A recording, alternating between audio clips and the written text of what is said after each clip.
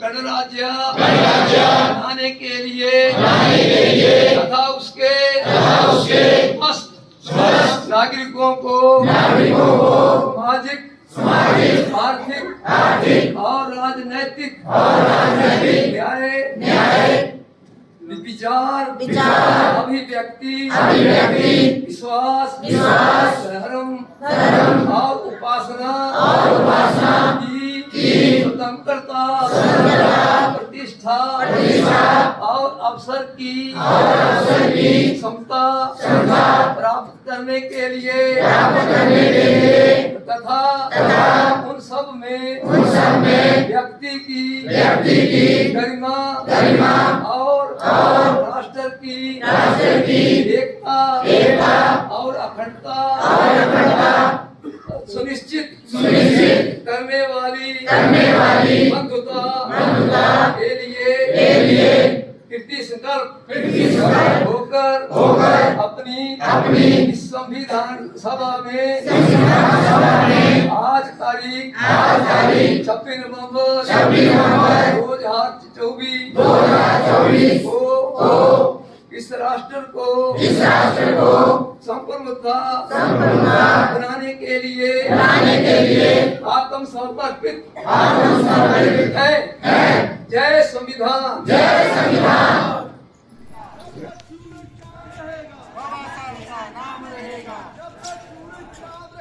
बाबा साहब का नाम रहेगा। जय भारत, जय भारत, जय संविधान, जय संविधान, जय संविधान, जय भारत, जय भारत, जय संविधान, जय भारत, जय भीम, जय भारत, जय भीम, जय भारत, जय संविधान, जय संविधान, जय संविधान, जय संविधान, जय संविधान, जय संविधान, थोड़ा बोल दे। जय भीम, जय भीम, जय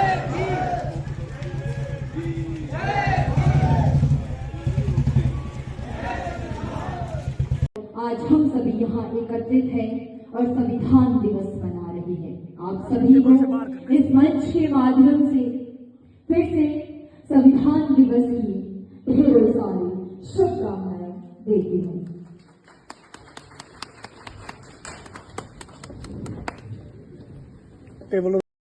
नमस्कार दोस्तों, बीटीवी में आपका स्वागत है। आज हम आपको छोटा सा विश्लेषण बताना चाहते हैं। वो है 26 नवंबर को 2024 में अभी जो प्रदेश में और देश में ये प्रोग्राम्स हुए संविधान दिवस पर। हम बीटीवी भी एक प्रोग्राम में गया जहां पर कि एक सोसाइटी ने लगभग 17 विधायकों को, जो हिमाचल प्रदेश के 17 विधायक हैं, जो रिजर्व के विधायक हैं, उनको वहां पर इनवाइट किया। और आपको एक ताजुब होगा ये सुन के कि वहां पर वो विधायक पहुंचे ही नहीं। उन विधायकों को, 17 विधायकों को ये नहीं लगा कि कोई भी विधायक हो सकता आपस में वो तालमेल बनाए कि कुछ विधायक वहां पहुंचे। मैं कैसा था वहां पर, मैंने देखा कि वहां पर कोई भी विधायक पहुंचा ही नहीं। और मैं उस सोसाइटी को अप्रिशिएट करना चाहता हूं कि उस सोसाइटी का जोश कम नहीं हुआ। उस सोसाइटी में जितने भी मेहमान थे, जितने भी बहुजन के स्कॉलर्स थे, बहुजन के बुद्धिजीवी थे, उन्होंने बड़े अच्छे ढंग से उस प्रोग्राम को किया। वहां मोटिवेशन दिया, वहां पर कल्चरल प्रोग्राम हुए। मैं उस संस्था की जो जोश है उसके लिए बधाई देना चाहता हूं। और भले ही उस ऑर्गेनाइजेशन ने हमें कंसीडर नहीं किया, हमें रिकॉग्निशन नहीं दी और बीटीवी का वेलकम भी नहीं किया, बहरहाल जो भी हो, जो वहां पर स्कॉलर्स थे, वहां पर बुद्धिजीवी थे, मैंने कुछ बाइट्स आपके लिए वहां से चाहा कि मैं आपको वो मोटिवेशन आपके पास भी पहुंचे। हमारे एक अनिल मंगेट जी हैं जिन्होंने अभी इलेक्शन भी लड़ा है लोकसभा के लिए, और बहुत ही अच्छी उनकी मोटिवेशन बहुत अच्छी रहती है। युवाओं के लिए बहुत अच्छी मोटिवेशन है, हमारे बहुजन के लिए बहुत अच्छी मोटिवेशन है। उनके पास कुछ ऐसे टिप्स होते हैं, ऐसे कुछ वेपन्स होते हैं जो उन्होंने कहा कि वोट ही हमारा अंतिम हथियार है। मैं ये बाइट्स आपको जरूर सुनाना चाहता हूं। मेरे पास ये चीजें थी और हमारे एक दूसरे स्पीकर है, यंग स्पीकर, वो अश्वनी जी हैं, उनके भी मेरे पास अच्छे बाइट्स हैं। वो भी बहुत अच्छा मोटिवेशन का काम करते हैं और बहुत कम उम्र में उन्होंने बहुत कुछ अचीव भी किया है। उम्मीद करते हैं कि इस चैनल को डेवलप करने के लिए आपका सहयोग हमें मिलता रहेगा। उत्तर प्रदेश के सभी लोगों को, यहाँ पर बैठे हुए सभी सम्मानित साथियों को, माताओं को, बहनों को, दोस्तों को, सभी को संविधान दिवस की हार्दिक शुभकामनाएं देता हूँ, बधाई देता हूँ।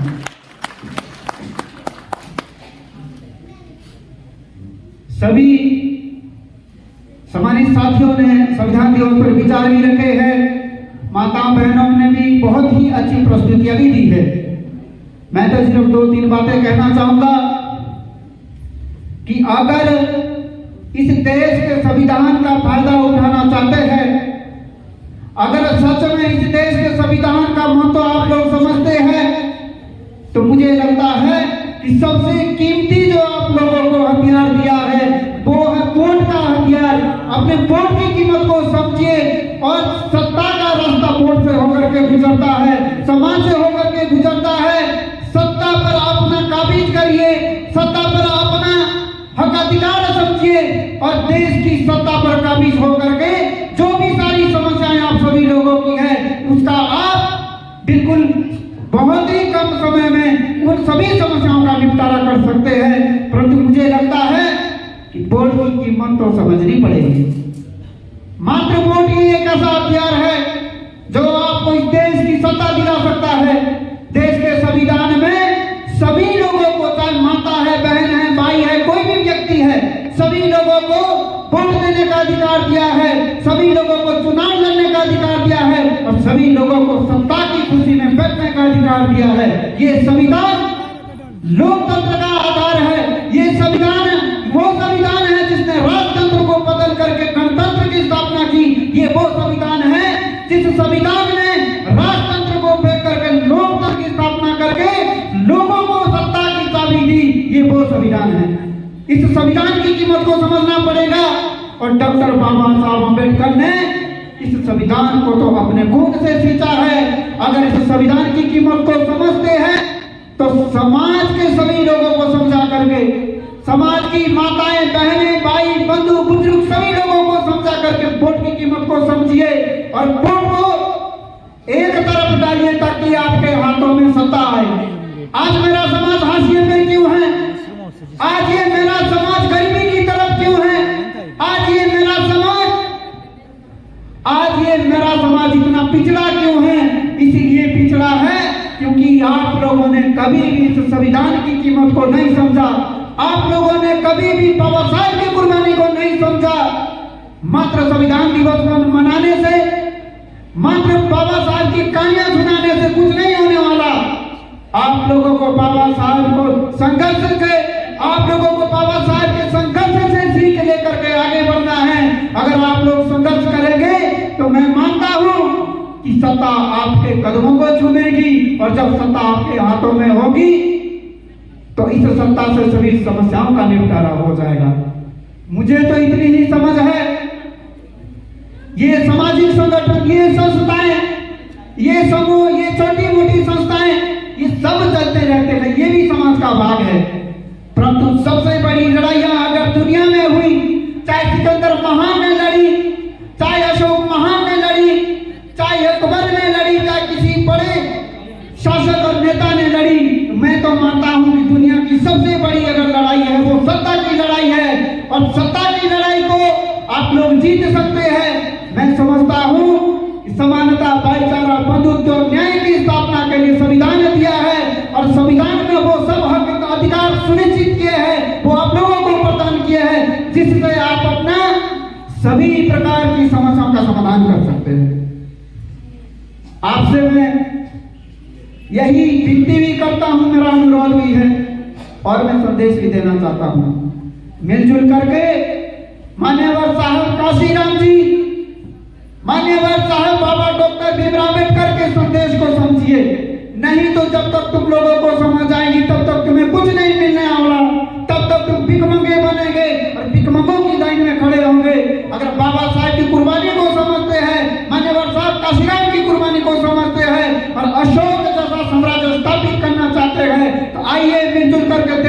सत्ता पे काबिज होते हैं और देश की सत्ता पे काबिज होकर के जो भी मेरी माताओं बहनों भाई बच्चों को समस्याएं हैं उन सभी समस्याओं को खत्म करते हैं। सत्ता ही एकमात्र ऐसी चाबी है जिस चाबी से सभी समस्याओं का खात्मा होता है। और मैं फिर से उन सभी सदस्यों को सदस्य ने इस संविधान दिवस को मनाने की सोची, इस संविधान दिवस को अच्छा बनाने की सोची, मैं उन सभी को शुभकामनाएं देता हूं, बधाई देता हूं। फिर से संविधान दिवस की शुभकामनाएं देता हूं। जय भीम, नमो बुद्धाय। 26 नवंबर 1949 को अंगीकृत हुआ और तदुपरांत 26 जनवरी 1950 को लागू हुआ। लेकिन उस संविधान के बनने से पहले हमारा जो देश था और 15 अगस्त 1947 को जब आजाद हुआ, उससे पहले कभी मुगलों का गुलाम रहा, कभी अंग्रेजों का गुलाम रहा। और जो अंग्रेज थे उन्होंने यहाँ की शासन व्यवस्था यहाँ के राजाओं के माध्यम से संचालित की। और उस समय इस देश की स्थिति ऐसी थी कि इस देश में यहाँ के जो नागरिक थे, यहाँ की खासकर जो महिलाएं थी, पिछड़ा हुआ समाज था, उनकी जो स्थिति थी वो दयनीय थी। उनके पास उनके अधिकार नहीं थे, कर्तव्य नहीं थे, क्योंकि उस समय हमारा कोई संविधान नहीं था। आप सभी का ध्यान मैं 19वीं शताब्दी में केरल के त्रावणाकोरम की घटना की ओर ले जाना चाहूंगा कि जहां पर महिलाओं को स्तन टैक्स देना पड़ता था, उन्हें कपड़े पहनने का अधिकार नहीं था। अगर वो अपने स्तन को ढकती थी उनको टैक्स देना पड़ता था। ये सारी कुरूपता इस देश के अंदर थी। और तदुपरांत नागेली देवी ने अपना संघर्ष किया, अपना बलिदान दिया और केरल के अंदर से ये प्रथा समाप्त हुई। उनको भी आज मैं इस मंच से नमन करता हूँ, याद करता हूँ, नागेली देवी को याद करता हूँ।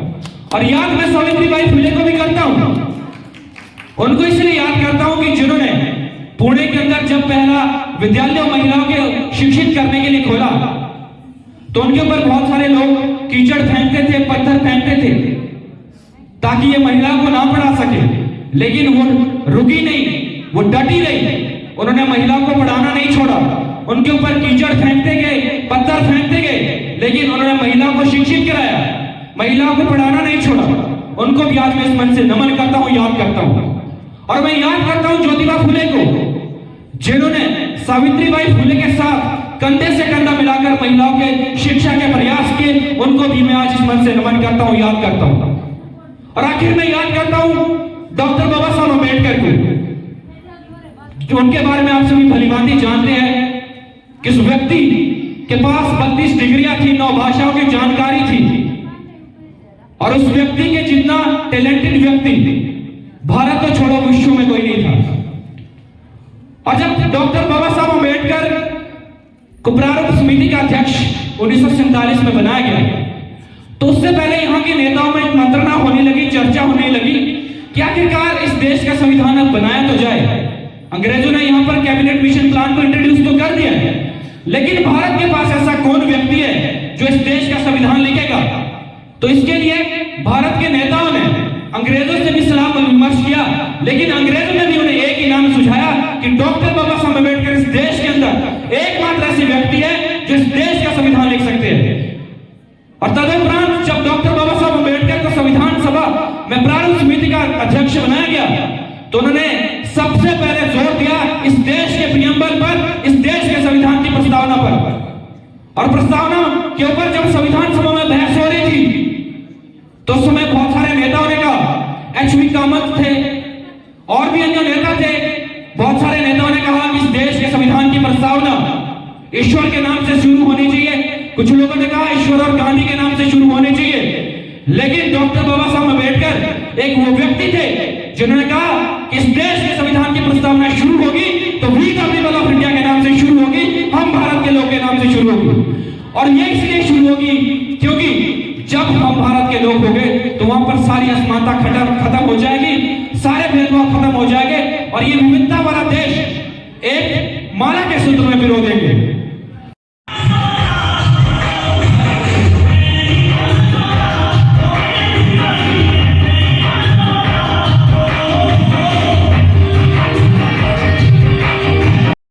साथियों, आपने ये दोनों वीडियो देखे। अब मैं आपको एक और वीडियो दिखाना चाहता हूं। वो है हमारे सीताराम भाटिया जी, जो महापंचायत के कॉन्सेप्ट पे काम कर रहे हैं, उन्होंने भी 26 नवंबर को एक प्रोग्राम्स किया, वहां पर बहुत बढ़िया मोटिवेशन दिया। मैं उनका वीडियो भी आपको दिखाना चाहता हूं। साथियों, हिमाचल प्रदेश से एक बड़ा मूवमेंट शुरू हुआ है। एक बहुत खूबसूरत प्रदेश है। जैसे मैंने कहा कि हम अपना चैनल भी यहीं से चलाते हैं। हम चाहते हैं कि पूरे देश में ये चीज फैले, पूरे देश में जो बिखरा है बहुजन, पूरे देश में जो हमें एक बांट दिया गया है, हमें षड्यंत्र के तहत, अब भी मैं कह सकता हूं कि गवर्नमेंट बिल्कुल भी ध्यान नहीं देती है हमारे लिए। बहुत सारी पार्टियां लड़ रही हैं, बहुत सारी पार्टियां संविधान को बचाने के लिए लड़ रही हैं, बहुत सारी पार्टियां जो ऐसी है जो इसके लिए लड़ाई लड़ रही हैं कि हमारे बहुजन को कैसे बचाया जाए, इस संस्कृति को कैसे बचाया जाए। इस स्थान के मुखिया, इस घर के मुखिया श्री गुजर राम जी और उनके साथ मातृशक्ति, जिन्होंने अपने पति को खोया है, वो ऐसे शख्स थे जिन्होंने देश की सेवा, हमारे देश के लिए सेवा देते हुए अपने प्राणों को निछावर किया था, अपनी शहीदी दी थी। तो मैं उनको भी आज मैं इस पावन अवसर पर सत सत प्रणाम करता हूं। और यहाँ के प्रबंधक कमेटी, पंचायत प्रधान बीरबल कैथ और अपने बड़े भाई प्रीतम चंद जी और GR सूर्यवंशी जी और यहाँ पर आए हुए सभी भाइयों बहनों का मैं दिल की गहराई से धन्यवाद करता हूँ कि आपने अपना कीमती समय दिया। रुतबा मेरे सर को तेरे संविधान से मिला है, रुतबा मेरे सर को तेरे संविधान से मिला है।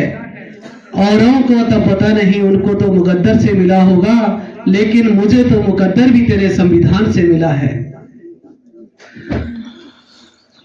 साथियों,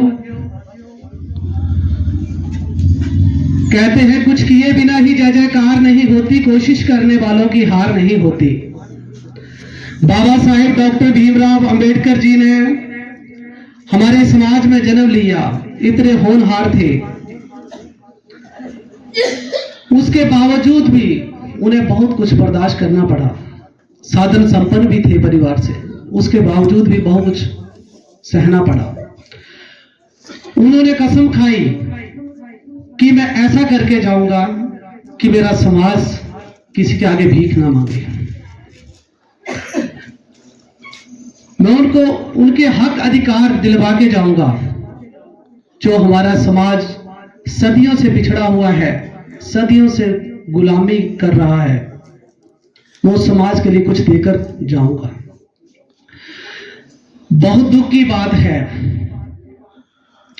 देश को आजाद हुए 78 वर्ष बीत गए, लेकिन आज भी हमारे हक अधिकार सुरक्षित नहीं है।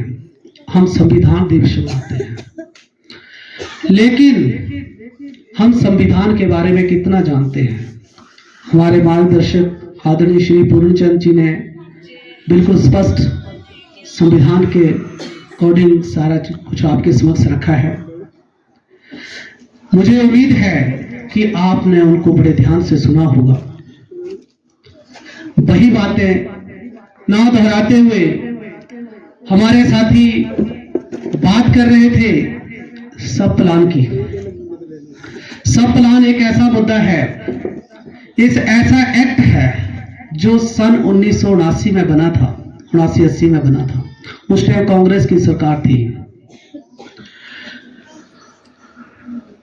तो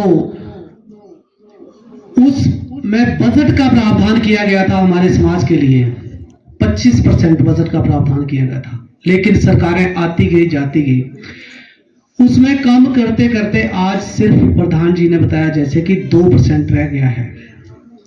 वो भी नाम मात्र है, उसको भी डाइवर्ट किया जाता है। हमने इस मुहिम पर काम किया, हमें पूरे हिमाचल प्रदेश से सहयोग मिला। हमारा राज्य कोलिशन बना है,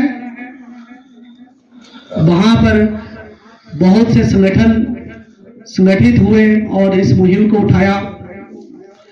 लेकिन हमारे ही क्षेत्र से हमें सहयोग नहीं मिला। अफसोस। प्रधान जी प्रोग्राम ऑर्गेनाइज करते हैं, प्रधान जी का क्या दोष है? वो पैसे क्यों लगाते हैं? वो हमारे समाज की पीड़ा को समझते हैं। वो चाहते हैं कि हमारा समाज जागे, हमारा समाज आगे आए, लेकिन हम लोग आगे आने में असमर्थ हैं। शायद हम लोग प्रधान जी की बात को नहीं समझ पाए। हमने पूरे हिमाचल प्रदेश में 17 विधायकों से मिले जो रिजर्व के विधायक हैं। उन्होंने सहमति दी कि हाँ, ये एक्ट बनना चाहिए। उसकी मुहिम लगातार चल रही है, पूरे हिमाचल प्रदेश में मीटिंगें करी। साथियों, इसी कड़ी में आगे बढ़ते हुए जब एक सुप्रीम कोर्ट के द्वारा जजमेंट दी जाती है, क्रीमी लेयर की कोटे में कोटा, आरक्षण में आरक्षण, जो लोग आरक्षण का फायदा ले चुके हैं उनको आरक्षण से बाहर का रास्ता दिखाया जाएगा, ऐसा कुछ प्रावधान है इसमें। जब हमने उसको स्टडी किया कि ये क्या हो रहा है, हमने ऑनलाइन मीटिंगें शुरू करी। बहुत से लोग, पूरे हिमाचल प्रदेश के लोग जुड़ते रहे। रात को 11-11 बजे तक, 11:30 बजे तक मीटिंगें होती थी। दोस्तों, आप जरूर हमारे चैनल को सब्सक्राइब करिए। BTV आपके लिए बना है। और अभी हो सकता है इनिशियल स्टेज में आपको कुछ ये अजीब चीजें लगे कि किस तरह की मूवमेंट आ रही है, क्योंकि हमें अभ्यास नहीं है। हमें दूसरे जो एक्सट्रीम मीडिया है, जो हमें दिखाया जा रहा है, काल्पनिक चीज दिखाई जा रही है, वो मीडिया इस देश में है और हम उसके हैबिचुअल हैं, हम उसको देखना चाहते हैं। हम एक हिंदू फिलॉसफी की बहुत ज्यादा हैबिचुअल है, हम उसको देखना चाहते हैं। और BTV किसी भी संस्था या किसी भी धर्म या किसी भी जाति को क्रिटिसाइज नहीं करता है, पर आज एक मौका है कि हम आगे जा सकते हैं। नेक्स्ट में इस तरह का हम जरूर कोशिश करेंगे कि हम आपके लिए कोई एक नया स्ट्रीम लाए, नए वीडियो लाए। और आपने हमारे चैनल को देखा, हमारे चैनल को सराहा, एक बार फिर से आपका धन्यवाद। जय भीम, नमो बुद्धाय।